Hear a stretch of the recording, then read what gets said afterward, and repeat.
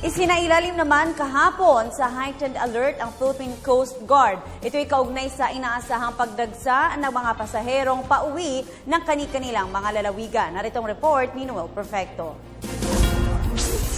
Sinimula na ngayong araw ng Philippine Coast Guard ang nationwide heightened alert status sa lahat ng 12 coastal districts bilang paghahanda sa pagdagsa ng mga pasahero magsisiuwian ngayong obserbasyon ng Semana Santa.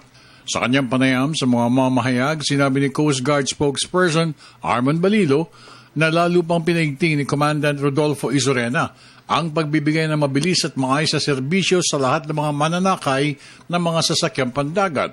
Hindi lamang mga malaki at maliit na mga puerto ang kanilang inaalalayan at sinusuportahan, kundi pati na rin ang mga kilalang tourist spots sa coastal areas kung saan dinadayo sa lokal man at dayuhan. Ang lahat ng Coast Guard operating units will be on heightened alert.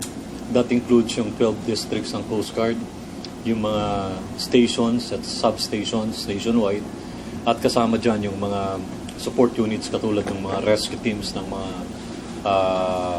mga ships, pati yung mga aeroplano, will be on heightened alert.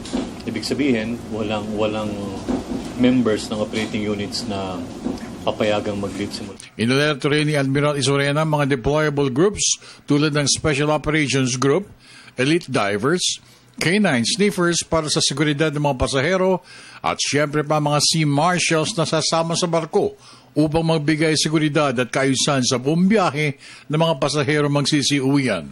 At tulad ng inaasahan, hindi lamang Coast Guard ang kasama sa paglatag ng serbisyo. Kasama rin dito ang Philippine Ports Authority at ang Maritime Authority ng DOTC. We will be more vigilant sa pagbabantay ng mga ports, yung patrol sa mga harbors, at yung mga pagsama ng mga Coast Guard Sea Marshal. Aside from that, may instruction din ng aming commandant na paigtingin din yung mga pagpapatrolya sa lahat ng mga beaches nationwide dahil kasama dun sa